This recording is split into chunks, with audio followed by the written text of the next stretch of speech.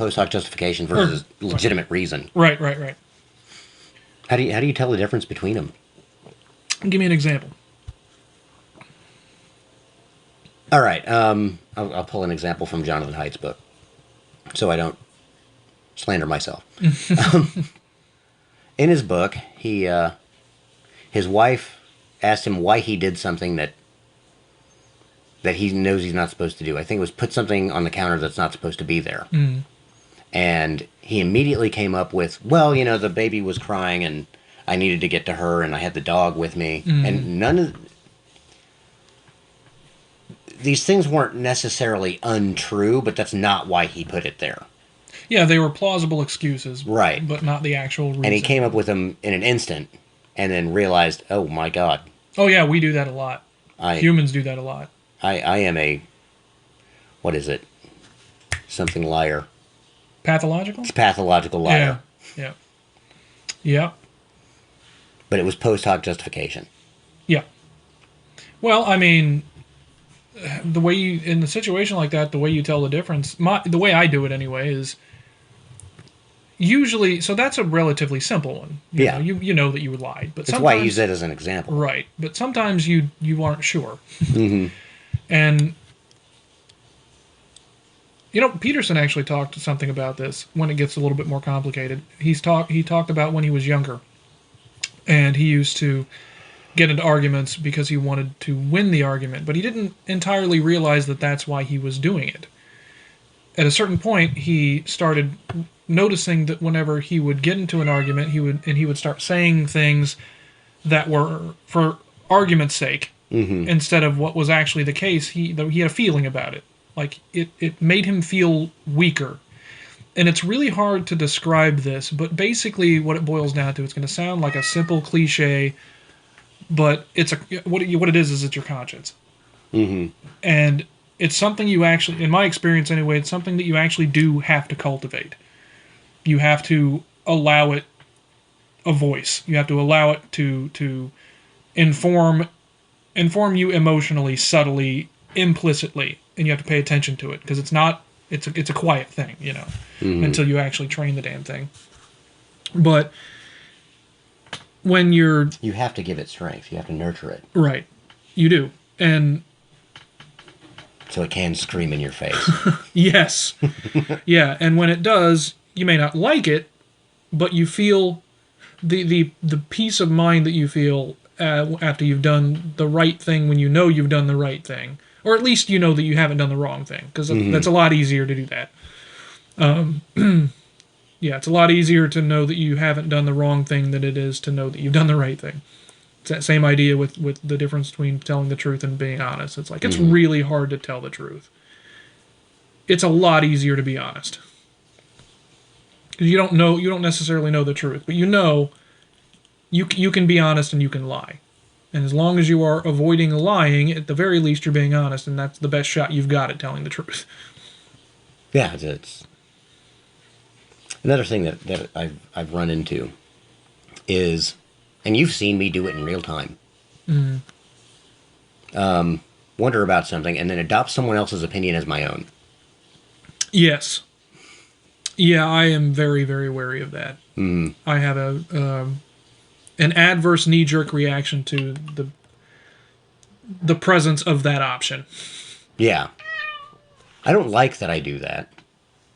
And I think most people do that. It seems that way. And it kind of goes along with that issue of the conscience. So mm-hmm. one of the things, and you might have heard me talk about this before, that I've noticed is that there is this, I don't really know what to call it. It's like some kind of innate pseudo-conscious red light that happens when you are faced with a situation where being honest is going to get you in trouble. That's maybe the simplest type of situation mm-hmm. to think about for this. So being honest is going to get you in trouble, and so you might habitually lie. That's one of your options. But right before you actually do that, like even in this Jonathan Haidt example that you just gave, right before you do that, there is a thing that tells you, but you don't allow it. There's a mechanism in you that you have not broken down. You've not broken or broken down. The conscience suppressor. It's the conscience suppressor that allows you to keep it just below consciousness and offer you an excuse. Mm-hmm. That you can tell yourself you didn't know any better, even though you actually did. And it really is pseudo-conscious. You can more easily believe it. Plausible deniability, that kind of thing. But, as you've heard me say many times, your subconscious is a hell of a lot smarter than you, and you cannot trick it. You know somewhere that you were lying. And that stuff builds up over time, to the point where you either have to actively kill your conscience, mm-hmm. or you've got to suffer you got three options, basically. Or you've got to suffer the backlash, the subconscious backlash that comes when you self-judgment. Yeah, the self-judgment that's there that you won't address, the shadow stuff, Mm-hmm. When you don't address it, it stabs you from the dark because it knows that you won't go there. Something like that. So that's your second option. Your third option is to stop being a pussy about it and actually cultivate your conscience and try to be honest, even when it's going to get you in trouble that you don't want. Mm-hmm. That's the thing that is difficult for a lot of people. And there's so much to it, but one big thing that's difficult for everyone. Well, yeah, and one of the big things that makes it difficult, I think, is that in order for it to become any easier, you and other people also have to train yourself to accept the truth even when you don't like it. Mm-hmm. And that's the other hard part. If we could all do that, then telling the truth or being honest wouldn't be nearly as difficult. If we could look at any other person and really believe that if I told them the truth, neither of us may like it or they won't like it, but we'll work through it. Mm-hmm. We can acknowledge that it sucks and we'll give each other the benefit of the doubt and we'll work through it. If we could do that, there wouldn't be a problem. We would actually be more motivated to be honest. Because this is the thing. I really don't think most people actually want to be dishonest or I don't think they want to be bad people. But I think a lot of people, if they really did all that work and looked at themselves, they wouldn't be happy with what they saw. Mm-hmm. But that doesn't... I think maybe one of the reasons that I get criticism, especially on Facebook and things like that, is I think people think that I'm judgmental. And it's like, well, I can see why you might think that, and I've been really looking at the way that I word things and what I post and those kinds of things. But maybe what I'm not actually getting at or expressing is that, look, I may be saying all these things about the human condition, and it makes us look pretty bad, but what I'm not posting enough is, yeah, but see, we're capable of fixing these problems. And I think we have a responsibility to. Now, I'm not going to force anybody. I'm not going to have my philosopher king asshole going around, with a cudgel. But because you can't do that, it doesn't work. It's never worked. It never can work. Yeah, you can't fix morality with physical force. You can impose it, but you can't fix it. But you can't fix it. You've actually got to make people change their mind. They have to, and they have to do it on their own. But yeah, it's what makes it difficult is that it is that two-way street. So the only option for getting to a better place is that people have to be brave enough to deal with the backlash of being honest and other people not liking that. Mm-hmm. Then you've got the type of people that take that too far. And I'm talking about the types of people that say things like, I just tell it like it is, or it's like, no, you don't. You're being an asshole. And everybody else knows it, and you know it too. Mm-hmm. There's a difference between being honest and being an asshole. Now, sometimes you don't have a choice. Sometimes things get to a point and they're so bad that the only way to deal with the problem is to behave the way most people would consider as an asshole. But that's usually when the people you're dealing with are behaving like assholes. Mm-hmm. And it's like, apparently this is the only language they understand, so we're going to have to do it this way. I don't want to, but nothing else has worked. I've been nice and honest for as long as I possibly can. I need to pull the rhetorical 12 gauge. Right. So, yeah. Okay. Well, the thing that I was wondering about was... How do you tell the difference? How do you tell the difference when you've just adopted someone else's opinion as your own versus you've been legitimately convinced? I think you can tell the difference when you see this. It does get a bit difficult here because you actually another thing you have to develop is your ability to reason. Because I don't think that's something that comes naturally to just about anybody. I think you have to actually develop it, and part of that is being able to be honest when you're reasoning through things, even when you don't like them. But that's how you tell the difference because what you do. So we've talked about this before too. You can entertain ideas without accepting them, right? And that's a really important skill to have, and that's hopefully the skill that you want to have when you're in a situation like that. It's like I need to be able to entertain. It might be even more important to entertain ideas that you hate. Mm-hmm. You've heard me say this before too, because you can't beat a Nazi if you don't know what Nazism is. Right. So you have to understand it, which means you have to engage with it. You have to at least indulge it to a certain degree, so that you can understand it. And once you understand it, then you are more fit to counter it. I'll make a Machiavellian out of you yet. But yeah, generally speaking, if you can develop your ability to reason, you'll be able to avoid the trap of just taking on somebody else's ideology or whatever.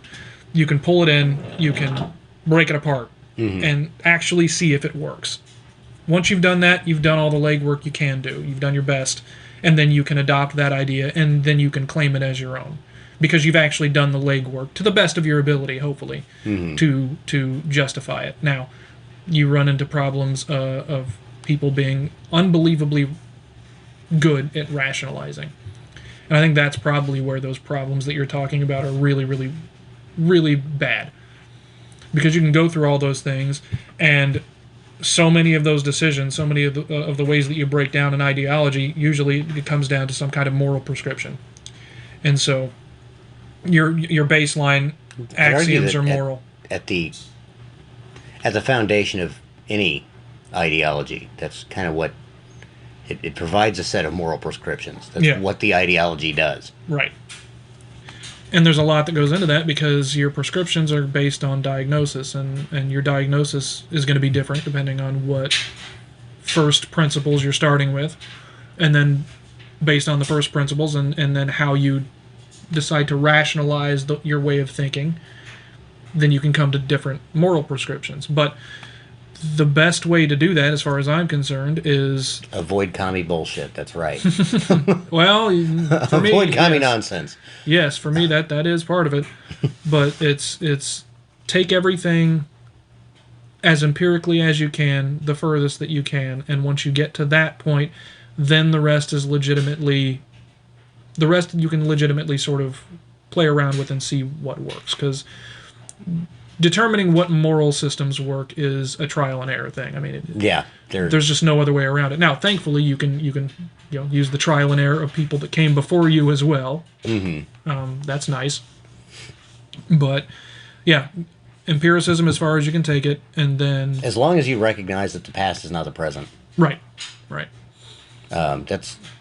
Start with those when you're going through trials, and then figure out where the errors might lie as society has changed since that example that you're using. Yeah, when it comes to societies, what might work for one society doesn't work for another. It's like, okay, we've got this kind of farming. We're going to try it in Switzerland. It works great in Indiana. Well, look, if people didn't have such a damn axe to grind, we'd be able to see those things. And here's what really bothers me about a lot of what both the extreme left and the extreme right do. It's like, you talk about how your primary concern is helping people. So you don't give a shit about people at all. Because if you did, you would be...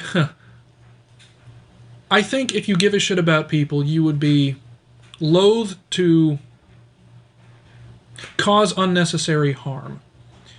You would be so concerned with whether or not what you're saying is true that you would never feel entirely comfortable being that loud about it.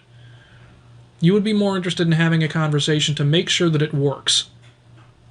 That doesn't mean you have to be hyper cautious and flim-flammy about the whole thing. That's not the same thing. But you have a healthy... You're concerned for whether or not you are being honest and what it is that you're proposing is true. that you have a natural instinct to be somewhat careful about it. Because you don't want your ideas to hurt people in the long run.